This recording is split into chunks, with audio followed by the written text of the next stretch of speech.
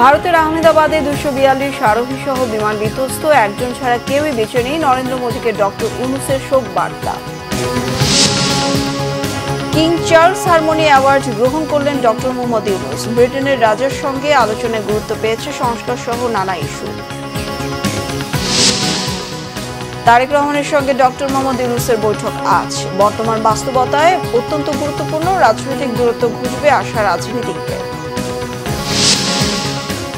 ঈদের দীর্ঘ ছুটি শেষের পথে ফিরে আসা মানুষের ভিড় বাস ট্রেনে। 3 বছরের মধ্যে এবারই সবচেয়ে কম পশু কোরবানি হয়েছে। দেখছিলেন ক্রাউন সিমেন্ট সংবাদ শিরোনাম। ভারতের আহমেদাবাদে ভয়াবহ বিমান বিধ্বস্ত হয়ে প্রাণ হারিয়েছেন হতভাগ্য 241 জন আরোহী। জীবিত উদ্ধার হয়েছেন 40 বছর বয়সী একজন। একই সঙ্গে আহমেদাবাদের মেডিকেল হোস্টেলের যে ভবনগুলোর উপর বিমানটি বিধ্বস্ত হয়েছে সেখানেও বেশ কয়েকজন হতাহত হয়েছে।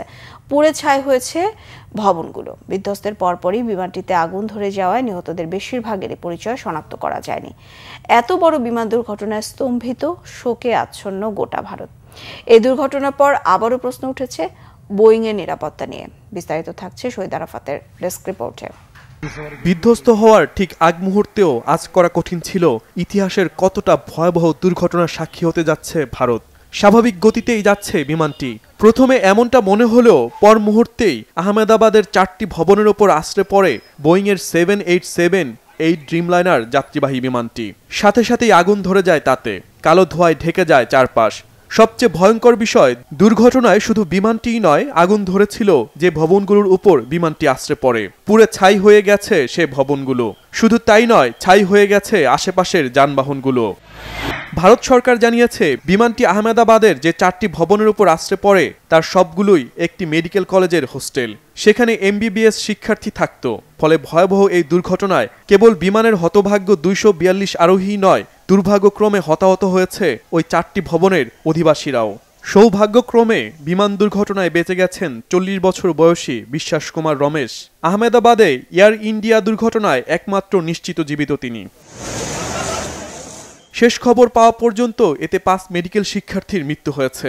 বিমানটি বিধ্বস্ত হওয়ার সময় হোস্টেলের ভেতরে 60 জন ইন্টার্ন চিকিৎসক ছিলেন। সে সময় মেডিকেল শিক্ষার্থীরা দুপুরের খাবার খাচ্ছিলেন। ভয়াবহ এই দুর্ঘটনার পর প্রশ্ন উঠেছে, কিভাবে এই দুর্ঘটনা ঘটল? এটি কি পাইলটের ভুলে নাকি বিমানেই কোনো ত্রুটি ছিল? আবারও কেন সামনে চলে এসেছে বোয়িং এর নিরাপত্তা ইস্যু? ভারত কর্তৃপক্ষ জানিয়েছে বোয়িং এর 787-8 ড্রিমলাইনার বিমানটি স্থানীয় সময় দুপুর 1টা 38 আহমেদাবাদ বিমানবন্দর থেকে ব্রিটেনের গ্যাটউইক বিমানবন্দরের উদ্দেশ্যে রওনা করে। তবে রানওয়ে ছাড়ার 1 মিনিটের কম সময়ের মধ্যে এয়ার ট্রাফিক কন্ট্রোলে জরুরি সংকেত পাঠান পাইলট। কিন্তু বিমানের সাথে যোগাযোগের চেষ্টা করেও আর কোনো জবাব পাওয়া যায়নি। পর মুহূর্তেই বিমান বিধ্বস্তের খবর পায় কর্তৃপক্ষ। ভারতের এয়ারলাইন্স কর্তৃপক্ষ জানিয়েছে খুব বেশি দূর নয়, মাত্র 625 ফুট উপরে বিমানটি উঠতে পেরেছিল। প্রত্যক্ষদর্শীরা জানিয়েছে বিমানটি আছড়ে পড়ার পরই বিকট শব্দে বিস্ফোরণ ঘটে ও আগুন ধরে যায়।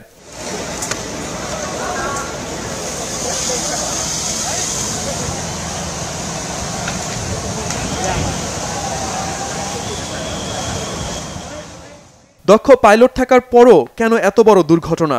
ভারতের বেসামরিক বিমান পরিবহন নিয়ন্ত্রক সংস্থা জানিয়েছে বিমানের পাইলট ছিলেন ক্যাপ্টেন সবরওয়াল, যার বিমান ওড়ানোর অভিজ্ঞতা ছিল 8200 ঘন্টা। আর সহ পাইলট ছিলেন ক্লাইভ কুন্দর, যার বিমান চালানোর অভিজ্ঞতা ছিল 1100 ঘন্টা। তা সত্ত্বেও আকস্মিক এত বড় দুর্ঘটনা এড়ানো যায়নি কেন? এভিয়েশন বিশেষজ্ঞরা বলছেন পাইলটের ভুল, বিমানের ত্রুটি বা পরিবেশগত কারণেও এই দুর্ঘটনা ঘটে থাকতে পারে। তদন্ত শেষ করার আগ পর্যন্ত সঠিকভাবে কিছু বলা সম্ভব নয় বলে মনে করছেন তিনি। দুর্ঘটনার অনেক কারণ থাকতে পারে। এটি পাইলটের ভুল বা বিমান সংস্থার ভুল হতে পারে। প্রকৃত বিমানেরই সমস্যা থাকতে পারে।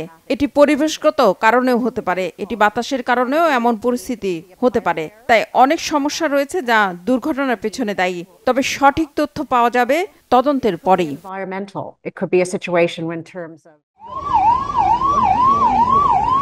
আহমেদাবাদের হাসপাতালগুলোতে চলছে মৃত্যু মিছিল।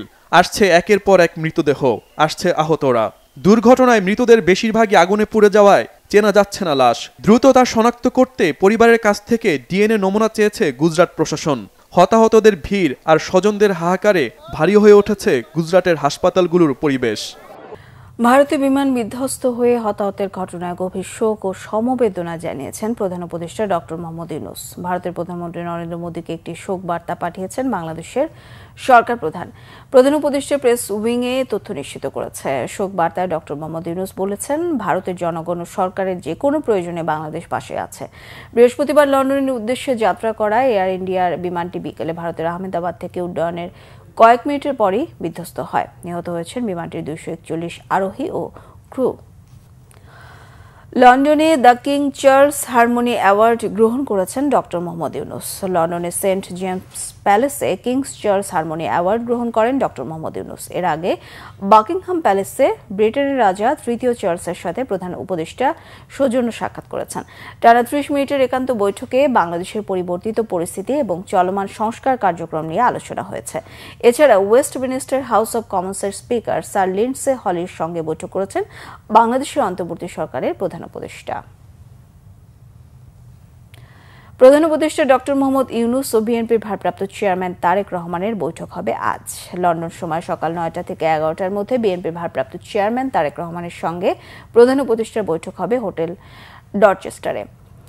লন্ডনে এক ব্রিফিংয়ে প্রধান উপদেষ্টা প্রেস সচিব এই তথ্য নিশ্চিত করেছেন। ডক্টর মোহাম্মদ ইউনূস ও বিএনপির ভারপ্রাপ্ত চেয়ারম্যান তারেক রহমানের মধ্যকার বৈঠকে বাংলাদেশের আগামী রাজনীতির জন্য খুবই গুরুত্বপূর্ণ হিসেবে দেখা হচ্ছে। নির্বাচন সহ দেশের চলমান সব ধরনের বিষয় প্রাধান্য পাবে এই বৈঠকে।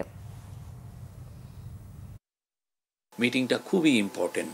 এই মিটিংয়ে আমরা আশা করছি যে তারা আমরা এখানে আসলে কি এজেন্ডা এটা না, তারা যে মিটিং করছেন এবং তারা সব কিছুই আলাপ করবেন। কেননা একজন হচ্ছেন বাংলাদেশের এখন ইন্টারিম গভর্নমেন্টের প্রধান, আর একজন হচ্ছেন বাংলাদেশের লার্জেস্ট পলিটিক্যাল পার্টির প্রধান। তো তারা দুইজনের মধ্যে আলোচনা হবে এবং তারা অনেকগুলো সব কিছু নিয়ে আলোচনা করবেন। প্রধান উপদেষ্টা ডক্টর মোহাম্মদ ইউনূস ও বিএনপির ভারপ্রাপ্ত চেয়ারম্যান তারেক রহমানের বৈঠক আগামী নির্বাচন, সংস্কার ও গণতন্ত্রকে সামনের দিকে এগিয়ে নিতে গুরুত্বপূর্ণ ভূমিকা রাখবে মনে করেন বিএনপির সিনিয়র যুগ্ম মহাসচিব রুহুল কবির রিজভী। নয়াপল্টনে বিএনপির কেন্দ্রীয় কার্যালয়ে সাংবাদিকদের সাথে আলাপকালে তিনি এই কথা বলেন। রিজভীর অভিযোগ, আওয়ামী নেতাদের লুটপাট করা অর্থ বিদেশে পাচারের বিষয়টি আড়াল করতে বৈঠক নিয়ে অপপ্রচার চালানো হচ্ছে। ডক্টর মোহাম্মদ ইউনূসের সাথে তারেক রহমানের বৈঠকটি বর্তমান বাস্তবতায় অত্যন্ত গুরুত্বপূর্ণ। বিএনপির সিনিয়র যুগ্ম মহাসচিব বলেন, টাকা পাচার করে বিভিন্ন দেশে আরামায়েশে বসবাস করছে আওয়ামী লীগের অনেক নেতা, তাদের বিচার হওয়া জরুরি বলে মন্তব্য তার।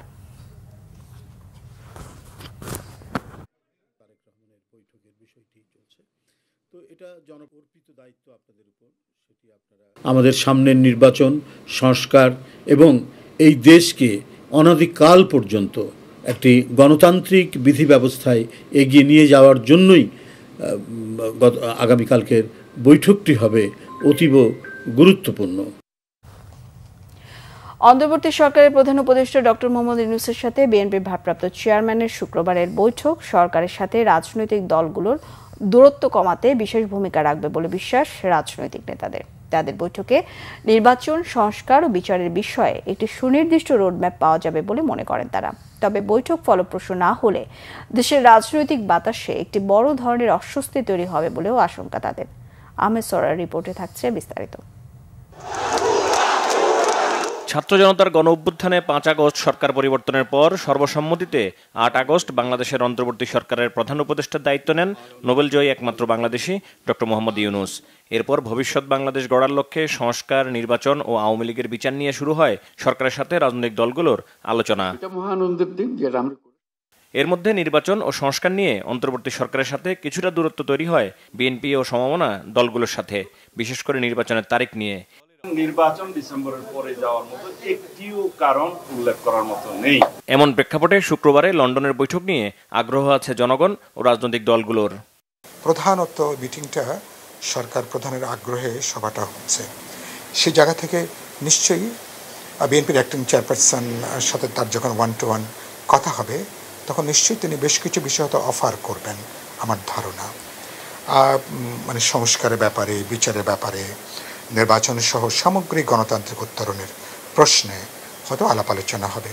যেহেতু নির্দিষ্ট কোনো এজেন্ডা নাই, ফলে যে কোনো বিষয় তো হয়তো আলোচনার সুযোগ আছে। আর যেহেতু প্রায় 2 ঘন্টার সময়, তো একটা মন খুলে প্রাণ খুলে আলাপ আলোচনার জন্য এটা অনেক লম্বা সময়। সে অর্থে সেদিকটা আমি মনে করি আলোচনার মধ্য দিয়ে এটা অনেকটা নির্ভর করে সরকার প্রধানের রাজনৈতিক সিদ্ধান্তের উপরে, তাদের পলিটিক্যাল উইলের উপরে।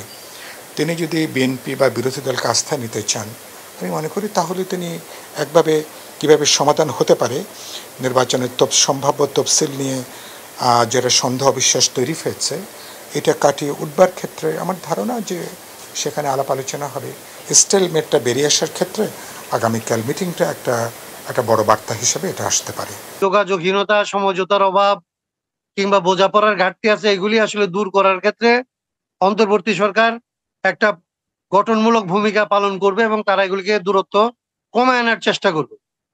সেই ক্ষেত্রে অন্তর্বর্তী সরকারের যে প্রধান জনাব ইউনূস সাহেব গত 6 তারিখে যে বক্তব্য রেখেছেন, জাতির উদ্দেশ্যে যে ভাষণ দিয়েছেন, সেটাতে আমরা আসলে উদ্বিগ্ন হয়েছি। জনগণের আকাঙ্ক্ষা বাস্তবায়ন করার জন্য উভয় পক্ষ আসলে সম্মত হয়, তাহলে এটা জনগণের বিজয়ের পথকে উন্মুক্ত করবে। অতএব এটা খুবই গুরুত্বপূর্ণ মিটিং।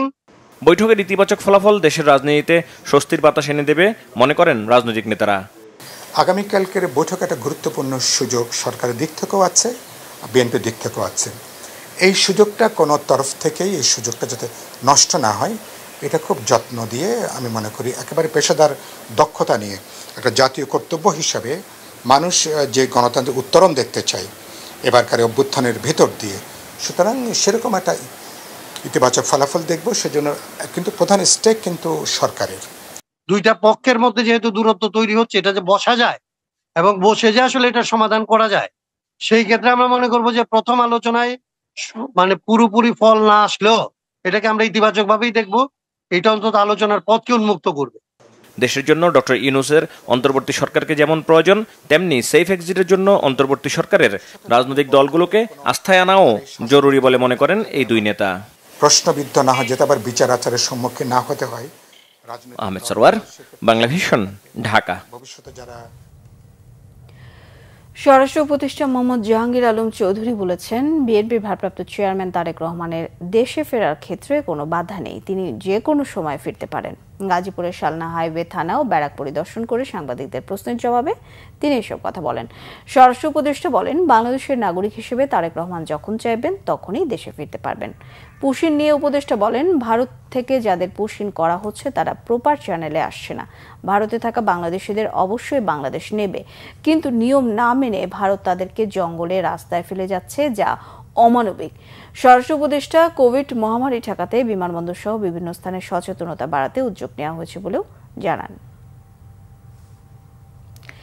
ঈদের ছুটি প্রায় শেষ হয়ে এসেছে। স্বজনদের সাথে ঈদ উদযাপন শেষে জীবিকার তাগিদে দেশের বিভিন্ন প্রান্ত থেকে রাজধানী ঢাকায় ফিরতে শুরু করেছে মানুষ। অনেকেই বলছেন, স্বস্তিতে ফেরার জন্যই একটু আগে ভাগে চলে এসেছেন। শুক্র ও শনিবার বাসে ট্রেনে ফিরে আসা মানুষের চাপ বাড়বে বলে ধারণা করা হচ্ছে। নাবিল জাহাঙ্গীরের রিপোর্ট। ঈদুল আজহার টানা 10 দিনের ছুটি শেষ হচ্ছে শনিবার। ছুটি শেষ না হতেই যানজট এড়াতে কর্মজীবীরা ফিরতে শুরু করেছেন রাজধানী ঢাকায়। বৃহস্পতিবার রাজধানীর কমলাপুর রেলওয়ে স্টেশনে ঢাকায় ফেরা যাত্রীদের ভিড় চোখে পড়ার মতো। একটু স্বস্তির যাত্রার জন্য অনেকেই ছুটি শেষ হওয়ার আগেই ঢাকায় ফিরেছেন। আগে বনলতা আসতে মোটামুটি 1টা বাজতো, 1টা পার হয়ে যেত। ওই জায়গাতে 12টা বাজে না, 12টার আগে পৌঁছলাম। মোটামুটি 11টা 50 এখানে স্টেশনে ফিরছে। আমার মেয়ে বুয়েটে পড়ে, তার বান্ধবী সহ তাদের পৌঁছায় দিতে আসছি। ঈদের ছুটি শেষ হয়ে গেছে, আমাকে আমি শনিবার থেকে তাদের ক্লাস। আগের বছর থেকে অনেক ভালো, এবং যদি বলি প্রত্যেকবারের থেকে অনেক সেফ আর টাইমলি। এদিকে বাসে করে দেশের বিভিন্ন জেলা থেকে ঢাকায় আসা যাত্রীরা বলছেন, ফেরার পথে পড়তে হয়নি যানজট কিংবা অতিরিক্ত দামে টিকিট কেনার ঝামেলায়। না না, ভাড়া ঠিক আছে। জামালপুরে গেছিলাম, বোনের বাড়িতে বেড়াতে গেছিলাম আর কি। এখান থেকে ঈদের ছুটি শেষ করে এখন আবার কর্মস্থলে চলে আসছে। টাঙ্গাইল থেকে। টাঙ্গাইলে কেন গিয়েছিলে? দাদুর বাড়ি। ঈদের ছুটিতে গিয়েছিলে? জি, টাঙ্গাইল গেছিলাম শ্বশুর বাড়িতে। শ্বশুর বাড়ি থেকে আসছি। অনেক লোক ঢাকাতে আসতে আছে দেশে থেকে, কোনো যানজট নাই রাস্তায়। তবে করোনা ভাইরাসের সংক্রমণ এড়াতে স্বাস্থ্যবিধি অনুযায়ী মাস্ক পরার নির্দেশনা থাকলেও তা মানছেন না অধিকাংশ মানুষ। নাবিল জাহাঙ্গীর, বাংলা ভিশন, ঢাকা। ঈদুল আজহা এবছর দেশে 91 লাখেরও বেশি পশু কোরবানি হয়েছে, যা গত বছরের চেয়ে 13 লাখ কম। গত বছর ঈদুল আজহায় সারা দেশে মোট 1,04,08,918টি গবাদি পশু কোরবানি হয়েছিল। প্রাণী সম্পদ অধিদপ্তর জানায় এবছর 33,10,000-এর বেশি কোরবানির পশু অবিক্রিত রয়ে গেছে। প্রাণী সম্পদ অধিদপ্তরের তথ্য মতে এবার গরু ও মহিষ 47,05,106টি, ছাগল ও ভেড়া 44,30,668টি এবং অন্যান্য প্রাণী 960টি। প্রাণী সম্পদ অধিদপ্তরের হিসেব মতে গত 3 বছরের মধ্যে এবারই কম সংখ্যক পশু কোরবানি হয়েছে, যা 2022 সালে করোনার সময়কার চেয়েও কম। আর চামড়ার ভালো দাম পেতে ওয়েট ব্লুর পাশাপাশি কাঁচা চামড়া রপ্তানির পরামর্শ অর্থনীতিবিদদের। চামড়ার ক্ষেত্রে আমাদের অভ্যন্তরীণ বাজারের যে পরিস্থিতি, তাতে অল্প কয়েকজন ট্যানারির উপরে নির্ভর করে চামড়ার মূল্য বৃদ্ধি সম্ভব না, এবং এক্ষেত্রে অবশ্যই বাজারটি উন্মুক্ত করা দরকার। এবং আমরা মনে করি যে কাঁচা চামড়া বা ওয়েট ব্লু দুটোই আসলে রপ্তানির সুযোগ রয়েছে। তাতে আমাদের অভ্যন্তরীণ বাজারের ক্ষতি হবে না, বরঞ্চ চামড়ার উপযুক্ত ব্যবহার হবে, মূল্যের ক্ষেত্রেও সেটা এক ধরনের ত্বরণ সৃষ্টি করবে। ফ্রান্সের পর্যটন নগরী নিসে চলছে 5 দিন ব্যাপী জাতিসংঘের তৃতীয় আন্তর্জাতিক সমুদ্র সম্মেলন। সমুদ্র সম্পদ ও মাছ সুরক্ষায় উপকূলীয় দেশগুলোর মধ্যে একটি সমঝোতা স্মারক স্বাক্ষরের তাগিদ সমুদ্র বিজ্ঞানীদের। প্লাস্টিকের দূষণ বন্ধ করতে না পারলে সমুদ্রের মৎস্য সম্পদ ও জীববৈচিত্র্যের হুমকির মুখে পড়বে বলে আশঙ্কা করা হচ্ছে। ফ্রান্স থেকে আরও জানাচ্ছেন ওবায়দুল্লাহ মামুন, ছবি তুলেছেন আমানুল্লাহ ওয়ালস। ফ্রান্স ও কোস্টারিকার যৌথ উদ্যোগে তৃতীয় জাতিসংঘ সমুদ্র সম্মেলন চলছে ফ্রান্সের পর্যটন নগরী খ্যাত নিস শহরে। জাতিসংঘ মহাসচিবের সভাপতিত্বে 200 দেশের প্রতিনিধিরা এই সম্মেলনে অংশ নিচ্ছেন। এবারের সম্মেলনে সমুদ্র বিজ্ঞানী, বিভিন্ন দেশের সরকার প্রধান, বেসরকারি সংস্থা, শিক্ষা প্রতিষ্ঠান অংশ নিয়েছে। উদ্বোধনী অনুষ্ঠানে জাতিসংঘের মহাসচিব অ্যান্তোনিও গুতেরেস বলেন, সমুদ্র মানবজাতির অভিন্ন সম্পদ, সমুদ্র সম্পদ রক্ষায় বিভিন্ন দেশকে বরাদ্দ বাড়ানোর আহ্বানও জানান তিনি। বলেন, রাষ্ট্র ও সরকার প্রধানদের এমন একটি চুক্তিতে আসা উচিত যাতে আন্তর্জাতিক জলসীমায় সুরক্ষিত এলাকা তৈরি করা যায়। Une mer que depuis des millénaires est source de vie et qui nous rappelle notre profonde dépendance à l'égard de l'océan. L'océan produit la moitié de l'oxygène que nous respirons. Il nourrit 3 milliards de personnes et fait vivre 600 millions d'autres. সম্মেলনের চতুর্থ দিন বিভিন্ন দেশ থেকে আগত প্রতিনিধিরা বলেন, জলবায়ু পরিবর্তন, প্লাস্টিক দূষণ, অতিরিক্ত মাছ আহরণে সাগরের জীববৈচিত্র্য হুমকির মুখে। সমুদ্র রক্ষায় আন্তর্জাতিক সম্প্রদায়কে এগিয়ে আসার আহ্বান পরিবেশ বিজ্ঞানীদের। 5 দিনব্যাপী এবারের সম্মেলনে 10টি পূর্ণাঙ্গ অধিবেশনের সংশ্লিষ্ট বিশেষজ্ঞরা মতামত তুলে ধরেছেন। জলবায়ু পরিবর্তন ও জীববৈচিত্র্যের কারণে সমুদ্রে দিনকে দিন মাছ এবং সম্পদের পরিমাণ কমে যাচ্ছে। এই সমস্যা থেকে উত্তরণের জন্য সংশ্লিষ্ট দেশগুলিকে তহবিল বাড়ানোর পাশাপাশি উপকূলবর্তী দেশগুলির মাঝে একটি সমঝোতা স্মারক চুক্তির কথা বলছেন তৃতীয় আন্তর্জাতিক এই সমুদ্র কনফারেন্সে অংশ নেওয়া সমুদ্র বিজ্ঞানীরা। তারা বলছেন, এটি বাস্তবায়নে জাতিসংঘের সকল সংস্থাগুলিকে এগিয়ে আসতে হবে। ফ্রান্সের নিচ থেকে ওবায়দুল্লাহ মামুন, বাংলা ভিশন। প্রতিদিন বাড়ছে করোনার নতুন ভ্যারিয়েন্ট JN1 এর সংক্রমণ, কিন্তু পরিস্থিতি মোকাবেলায় এখনো প্রস্তুত নয় রাজধানীর সরকারি হাসপাতালগুলো। কোভিডের লক্ষণ নিয়ে যারা পরীক্ষার জন্য আসছেন, টেস্টিং কিট না থাকায় পরীক্ষা না করে ফিরে যেতে হচ্ছে তাদের। হাসপাতাল সংশ্লিষ্টরা বলছেন, স্বাস্থ্য অধিদপ্তর থেকে প্রয়োজনীয় সামগ্রী পেলে শুরু করবেন কোভিড পরীক্ষা। মহিবুল্লাহ মহিব জানাচ্ছেন বিস্তারিত। প্রতিদিন বাড়ছে করোনার নতুন ভেরিয়েন্ট JN1 এ আক্রান্ত রোগীর সংখ্যা। বুধবারও এই রোগে আক্রান্তের সংখ্যা ছিল 10 জন। এমন পরিস্থিতিতে স্বাস্থ্য অধিদপ্তর থেকে সরকারের নানা উদ্যোগের গল্প শোনালেও বাস্তবতা ভিন্ন। নগরীর অন্যতম গুরুত্বপূর্ণ চিকিৎসা কেন্দ্র সোহরাওয়ার্দী হাসপাতালে নেই কোনো করোনা পরীক্ষার ব্যবস্থা। লক্ষণ নিয়ে যারাই আসছেন তাদের ফিরতে হচ্ছে পরীক্ষা না করেই। এই হাসপাতালে কোথাও করোনা টেস্টের কোনো জায়গা নাই, মানে কোনো বুথ নাই। করোনা টেস্ট চালু হয় না ভাই? না, কোনো চালু হয় না।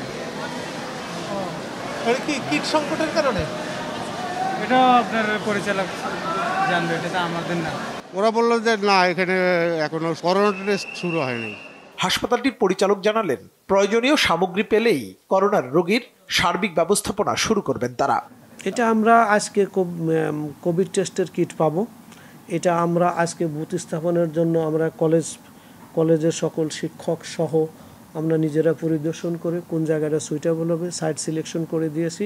আমাদের পিডব্লিউডি বুথ স্থাপন আজ এবং কালের মধ্যে করে দেবেন। আমরা আশা করছি যে আগামী সপ্তাহের ফার্স্টের দিকে প্রথম দিকে আমরা কোভিড টেস্টের স্যাম্পল নিতে পারবো। মাঝে তো কোভিড ছিল না, এখন হঠাৎ করে আবার আবির্ভাব হয়েছে।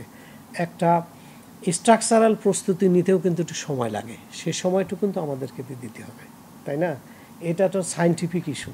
এখানে চাইলেও তো যে নাকের মধ্যে দিয়ে আমি স্যাম্পল নিতে পারবেন, তার জন্য একটা আলাদা স্থাপনা লাগবে, ম্যান পাওয়ার সেট করতে হবে, লজিস্টিক লাগবে, এভরিথিং। যেমন আজকে আমরা কিট পেয়ে যাব, আশা করছি যে আমরা আগামী সপ্তাহের শুরুর দিকেই আমরা স্যাম্পল নিয়ে আমরা করতে পারবো। ফলে এটা নিয়ে একটা বিষয় নতুনভাবে শুরু করতে তো একটু প্রবলেম হতেই পারে। একই পরিস্থিতি মিরপুরের লালকুঠির 200 শয্যা বিশিষ্ট মাতৃ ও শিশু স্বাস্থ্য হাসপাতালের। প্রতিনিয়ত এখানে নানা ধরনের সার্জারি হলেও নেই করোনা পরীক্ষার ব্যবস্থা। হাসপাতালটির পরিচালক জানালেন, করোনা অতিমারিকালে সরকারের দেয়া যন্ত্রপাতি ফেরত নিয়েছে স্বাস্থ্য অধিদপ্তর। যে টেস্ট কিটগুলো আরটিপিসিআর মেশিন এগুলোর নাই, এখন পর্যন্ত আসে নাই। আসলে ব্যবস্থা নেব। আর সার্বিকভাবে আমরা শনিবার থেকে এটা পুরোপুরি ওই করোনার যেন বিস্তৃত না হয়, এটা যেন না ছড়ায়, সেই ব্যবস্থাটা আমরাই করবো। স্বাস্থ্য অধিদপ্তর থেকে কিছু ডাক্তার এখানে পোস্টিং দেওয়া হয়েছিল, 30-40 জন ডাক্তার, বিশেষজ্ঞ ডাক্তার, মেডিসিন স্পেশালিস্ট, তাদের যে ইনস্ট্রুমেন্টগুলো নিয়ে আসছিল তারা এগুলো নিয়ে গেছে, এখন নাই আর।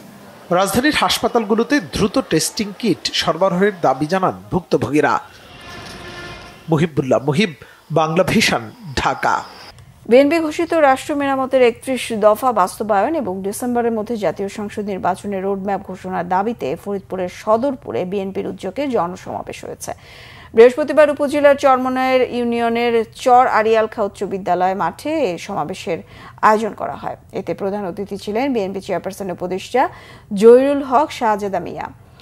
বিশেষ অতিথি ছিলেন সাবেক এমপি ও মহিলা দলের সহসভাপতি ইয়াসমিনারা হক। এ সময় শাহজাদা মিয়া বলেন, বিএনপি কখনো জনগণের মতামতের বাইরে যায় না, এই জন্য ডিসেম্বরের মধ্যে নির্বাচনের তারিখ ঘোষণার দাবি জানিয়েছে বিএনপি।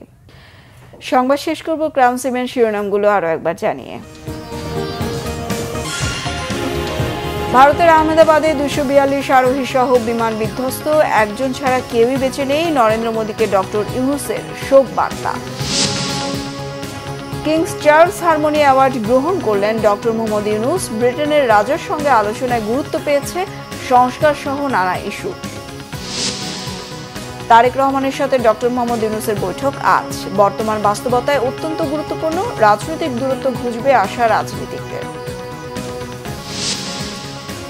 ঈদের দীর্ঘ ছুটি শেষের পথে ফিরে আসা মানুষের ভিড় বাস ট্রেনে। 3 বছরের মধ্যে এবারই সবচেয়ে কম পশু কোরবানি হয়েছে। এই ছিল এখনকার মতো। পরের সংবাদ সকাল 7:30টায় দেখার আমন্ত্রণ রইল। এছাড়া বাংলা ভিশন সংবাদ ও সংবাদ সংশ্লিষ্ট অনুষ্ঠান দেখতে ভিজিট করুন www.bbnews24.com ও facebook.com/banglavisionnews। সাবস্ক্রাইব করুন youtube.com/banglavisionnews। সঙ্গে থাকায় ধন্যবাদ সবাইকে।